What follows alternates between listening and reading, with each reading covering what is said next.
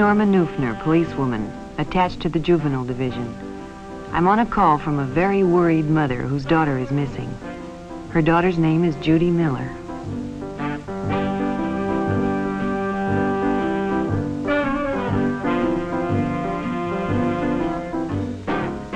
Judy enjoyed babysitting, but there weren't enough jobs among the people she knew, so she decided to advertise at the supermarket for extra work.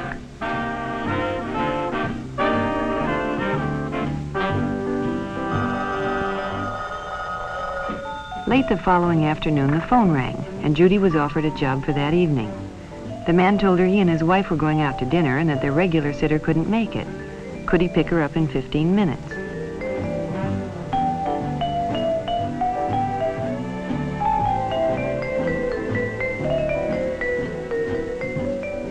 Judy's mother hadn't returned when it was time to go, so she left a message by the telephone.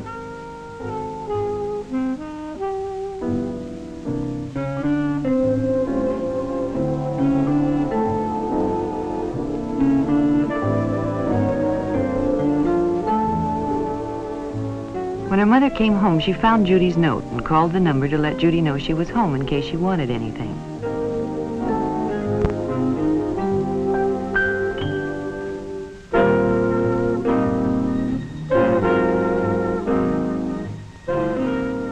A woman answered, but she didn't know anything about Judy and told Mrs. Miller she must have the wrong number.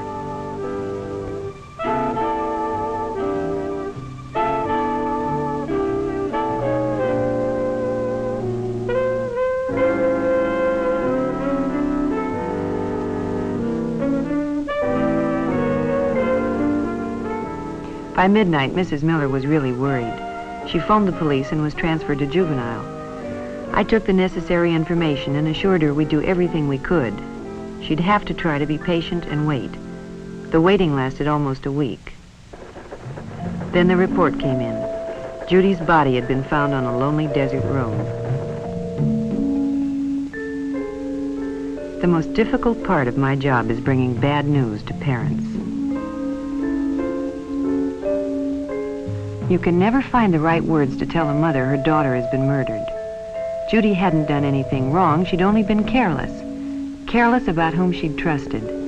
In itself, there'd been nothing wrong about advertising for a job, but it led her to trusting a person she knew nothing about.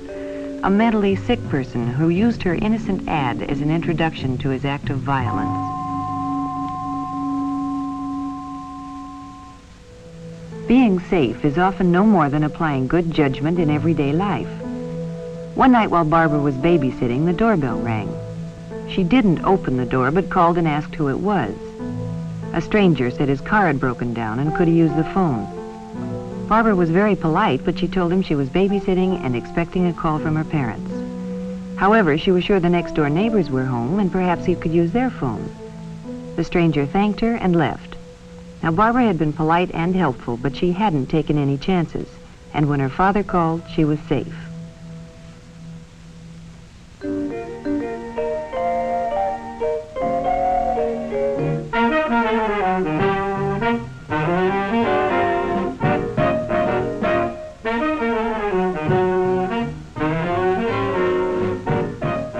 Friday night was movie time for Sally and Elizabeth. Their parents alternated weeks taking them and picking them up. Friendships are easily made in a crowded theater, and when two older boys struck up a conversation and moved next to them, they were secretly pleased.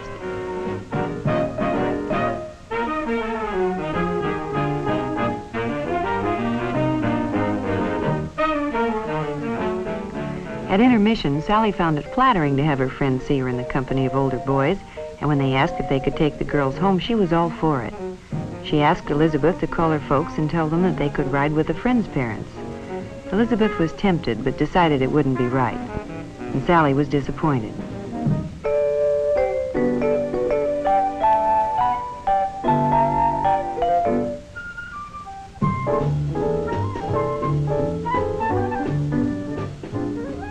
When the show was over and they were leaving, the boys suggested that if Elizabeth couldn't go with them, why didn't Sally come?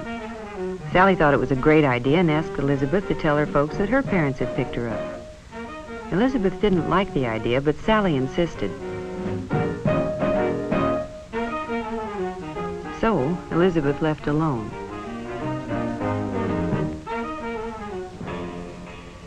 Not any of the boys she went with had a car, so it was fun riding with the older fellows.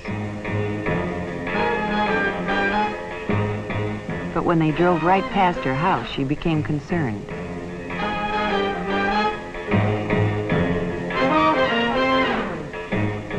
When they arrived at Lookout Peak, she was frightened. She tried to convince herself there was nothing to worry about, but when they parked off the road, she knew she had gotten herself into something she couldn't handle. At midnight, her parents became alarmed and called the Nelsons. Yes, Elizabeth was home. Hadn't they picked up Sally? No, over an hour ago. Of course she could talk to Elizabeth. Between guilty tears, Elizabeth told what had happened. Sally had been found, dazedly walking down the road from Lookout Peak. It was a night they'll long remember. In fact, Sally may never be able to forget it. Often seemingly innocent places can turn out to be just where wrong associations are made. Mary met Robert at just such a place. Robert frequented the malt shop in his spare time, which was considerable, as he'd finished high school and didn't work. Here he sought out the company of younger teenagers because he wasn't accepted by those of his own age group. Mary and her girlfriend could always be found at the malt shop after school.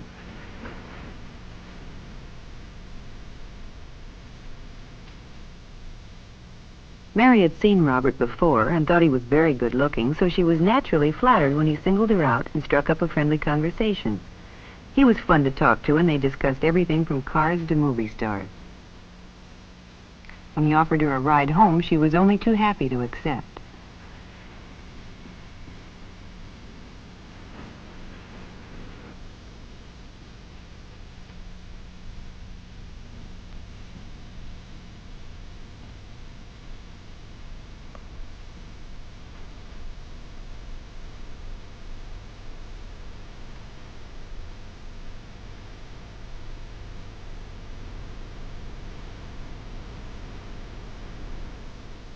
They drove around for a while and talked. Mary was a good listener, and Bob enjoyed nothing more than talking about himself. Mary knew her mother would be upset if she came home with an older boy, so Bob dropped her at the corner.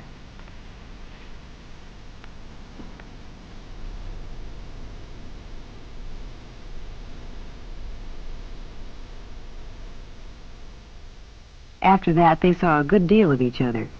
At first, Bob was willing to see her at the malt shop, but as time went on, he became jealous of her friends and insisted on their spending more time alone.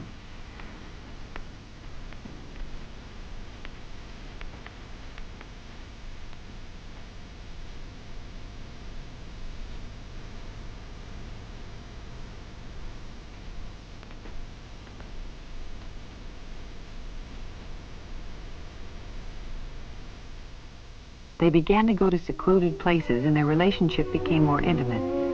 Mary knew things were getting out of hand because Bob became more and more demanding, but not wishing to lose his friendship or the prestige she enjoyed from her friends for having an older boyfriend, she complied with his desire.